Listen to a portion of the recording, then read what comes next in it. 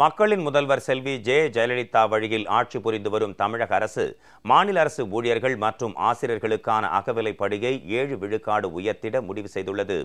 கடந்த ஜூலை மாதம் 1ஆம் தேதி முதல் கணக்கிடப்பட்ட அதிகரிக்கப்பட்ட அகவிலைப்படி ரொக்கமாக வழங்கப்படும் என்றும் இந்த உயர்வு மூலம் அரசுக்கு ஆண்டொன்றுக்கு 1558 கோடியே 97 லட்சம் ரூபாய் செலவு ஏற்படும் என்றும் தெரிவிக்கப்பட்டுள்ளது. முதலமைச்சர் திரு ஓ பன்னீர்செல்வம் இன்று வெளியிட்டுள்ள அறிக்கையில், மக்கள் பணியாற்றும் அரசு ஊழியர்களையும் கல்வி போதிக்கும் ஆசிரியர்களையும் ஊக்கப்படுத்தும் வகையில் பல்வேறு சலுகைகளை வழங்கியதோடு மத்திய அரசுக்கு இணையான அகவிலைப்படியை மாநில அரசு ஊழியர்களுக்கும் அவ்வப்போது வழங்கி அவர்களுடைய வாழ்வாதாரத்தை பாதுகாத்தவர் மக்களின் முதல்வர் செல்வி ஜெயலலிதா என தெரிவித்துள்ளார்.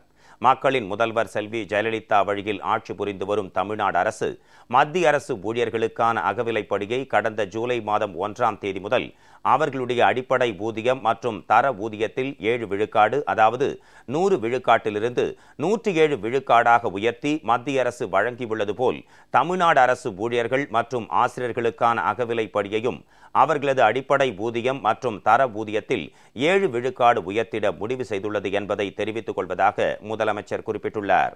இந்த அகவிலைப்படி உயர்வு உள்ளாட்சி நிறுவனங்கள் மற்றும் அரசு மானியம் பெறும் கல்வி நிறுவனங்களில் பணிபுரியும் அலுவலர்கள், ஆசிரியர்கள், வருவாய்த்துறையில் பணிபுரியும் கிராம உதவியாளர்கள், அங்கன்வாடி மற்றும் சத்துணவு ஊழியர்கள், ஊராட்சி உதவியாளர், எழுத்தர், ஓய்வூதியம் மற்றும் குடும்ப ஓய்வூதியம் பெறுவோர் மற்றும் வழக்கமாக அகவிலைப்படி அளிக்கப்படும் அனைவருக்கும் பொருந்தும்.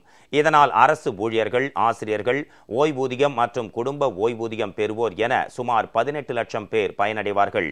இந்த அதிகரிக்கப்பட்ட அகவிலைப்படி கடந்த ஜூலை மாதம் 1ஆம் தேதி முதல் கணக்கிடப்பட்டு ரொக்கமாக வழங்கப்படும்.